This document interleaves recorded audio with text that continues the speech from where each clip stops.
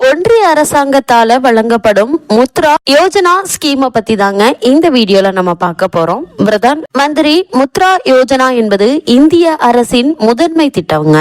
இந்த திட்டம் micro credit என்று சொல்லக்கூடிய ரூபாய் வரை கடனை வழங்குது. கோழி பண்ணை, பால் பண்ணை, தேனீ வளர்ப்பு போன்ற விவசாயத்துடன் தொடர்புடைய செயல்பாடுகள் உட்பட உற்பத்தி, வர்த்தகம் அல்லது சேவை துறைகளில் விவசாயம் அல்லாத துறையில் ஈடுபட்டுள்ள வருமானம் ஈட்டும் குறுந்தொழில்களுக்கு 10 லட்சம் ரூபாய். இத்திட்டம் கார்ப்பரேட் அல்லாதவர்களுக்கு கடன் வழங்கும் நிறுவனங்களால் வழங்கப்படும் நிதியுதவியை வழங்குது. குறு மற்றும் சிறு நிறுவனங்களில் பண்ணை அல்லாத துறை வருமான உருவாக்கும் நடவடிக்கைகள்ல ஒன்றா இருக்குது. இந்த மைக்ரோ மற்றும் சிறிய நிறுவனங்கள் சிறு உற்பத்தி அலகுகள், சேவை துறை அலகுகள், கடைக்காரர்கள், பழங்கள் மற்றும் காய்கறி விற்பனையாளர்கள், ட்ரேட் ஆபரேட்டர்கள், உணவு சேவை அலகுகள், பழுது பார்க்கும் கடைகள், இயந்திர ஆபரேட்டர்கள், சிறு தொழில்கள், கைவினை கலைஞர்கள், உணவு என இயங்கும் மில்லியன் கணக்கான உரிமையாளர்கள் மற்றும் கூட்டாமை நிறுவனங்களை உள்ளடக்கியது.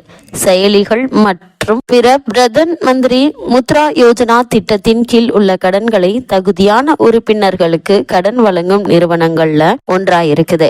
எம்எல்ஏகள் மூலம் இந்த கடனை பெறலாம். பொதுத்துறை வங்கிகள், தனியார் துறை வங்கிகள், அரசு இயக்கும் கூட்டுறவு வங்கிகள், பிராந்திய துறையிலிருந்து கிராமப்புற வங்கிகள், மைக்ரோ நிதி நிறுவனம், வங்கி சாரா நிதி நிறுவனம், சிறு நிதி வங்கிகள், உறுப்பினர் நிதி நிறுவனங்களான முத்ரா லிமிடெட் அங்கீகரித்த பிற நிதி இடைத்தரகர்கள் இங்கிருந்து இந்த கடன்களை பெறலாம். வட்டி விகிதத்தை பொறுத்த வரைக்கும் இந்திய ரிசர்வ் வங்கியின் வழிகாட்டுதலின்படி பொருந்தக்கூடிய வட்டி விகிதம் நிர்ணயிக்கப்பட்டதன் அடிப்படையில் அவ்வப்போது உறுப்பினர் கடன் வழங்கும் நிறுவனங்களால் வட்டி விகிதத்தில் அறிவிக்கப்படுகிறது. முன்கூட்டியே கட்டணம், செயலாக்க கட்டணங்கள் என்ன என்று பார்க்கும்போது வங்கிகள் தங்களுடைய உள் வழிகாட்டுதல்களின்படி முன்கூட்டியே கட்டணம் வசூலிக்கலாம். சிஜு கடன்களுக்கான முன்கூட்டிய கட்டணம், செயலாக்க கட்டணம் ரூபாய் 50,000 வரையிலான கடன்கள் பெரும்பாலான வங்கிகளால் தள்ளுபடி செய்யப்படுகின்றன. முத்ரா யோஜனா திட்டத்தால் என்ன மாதிரியான நன்மைகள் எல்லாம் கிடைக்கும் என்று பார்க்கும்போது பயனாளிகளினுடைய மைக்ரோ யூனிட் தொழில் முனைவோர் வளர்ச்சி, மேம்பாடு மற்றும் நிதி தேவைகளை குறிக்கும் வகையில் இந்த திட்டம் ஷிஜு, கிஷோர் மற்றும் தருண் என 3 பிரிவுகளின் கீழ்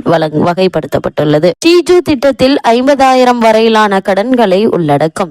கிஷோர் திட்டத்தில் ரூபாய் 50,000க்கும் மேல் மற்றும் ரூபாய் 5 லட்சம் வரை கடன் கிடைக்கும். அதேபோல் தருணுக்கு ரூபாய் மேல் கடன்களை அடைத்தல் 5 லட்சம் மற்றும் 10 லட்சம் வரையிலான கடன்கள் கிடைக்கும்.